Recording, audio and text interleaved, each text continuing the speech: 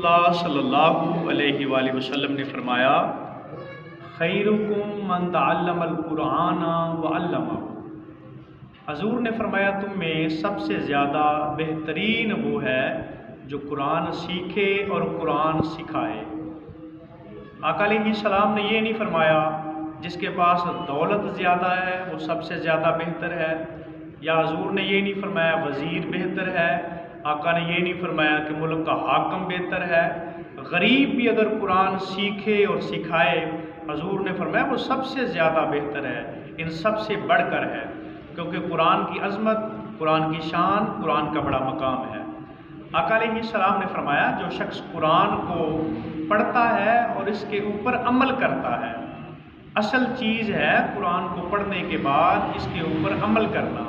آقا علیہ السلام نے فرمایا جو اس کے اوپر عمل کرتا ہے، قیامت والے دن اس کے ماں باپ کو ایسا تاج پہنایا جائے گا جس کی روشنی سورج کی روشنی سے بھی زیادہ ہوگی۔ اب آپ خود اندازہ کریں کہ جو عمل کرتا ہے اس کے ماں باپ کو وہ تاج پہنایا جائے گا جس کی روشنی سورج کی روشنی سے زیادہ ہے، تو اللہ رب العالمین اس قرآن کو پڑھنے والے اور اس کے اوپر عمل کرنے والے کو خالق حقیقی کتنا اجر عطا فرمائے گا اور اس کے کتنے درجات بلند فرمائے گا۔ حضور صلی اللہ علیہ وآلہ وسلم نے فرمایا قرآن کے ایک حرف کے اوپر 10 نیکی ہیں۔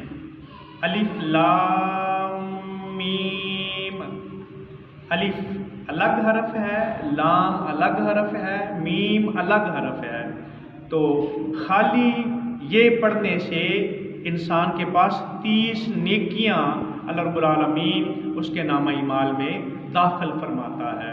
اور پورا قرآن اگر کوئی پڑھتا ہے تو پورے قرآن کے 3,21,267 یہ حروف ہیں، اگر ان کو نیکیوں میں دیکھا جائے تو یہ بنتے ہیں 32,12,670 کہ اتنی نیکیاں ہیں قرآن پاک جو پڑھتا ہے۔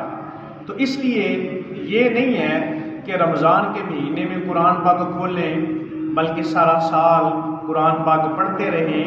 جو قرآن پڑھ کر بھول گیا، حضور نے فرمایا کل قیامت والے دن وہ عذاب میں مبتلا ہوگا، اس کے جسم سے ایسی پیپ بہ رہی ہوگی جو بدبودار ہے۔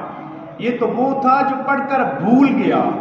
اب جو شخص قرآن پاک پڑھتا ہی نہ ہو اس کے لیے کتنی سخت وعید ہوگی۔ وہ معزز تھے زمانے میں مسلمان ہو کر، ہم خار ہوئے تار کے قرآن ہو کر۔ وہ تو معزز تھے، انہوں نے قرآن کے ساتھ ربط رکھا، اور ہم آج ذلیل اس لیے ہو رہے ہیں ہم نے قرآن پاک کے اوپر جو عمل ہے وہ چھوڑ دیا ہے۔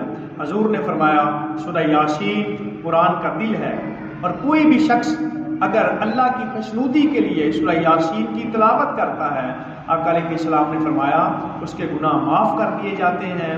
اور اپنے مردوں کے اوپر سورہ یاسین پڑھا کرو، کیونکہ مرنے والے کی روح کو جب اصالہ ثواب کیا جائے گا اس کی بھی بخشش ہو جائے گی، اللہ رب العالمین اس کی بھی خیر فرمائے گا۔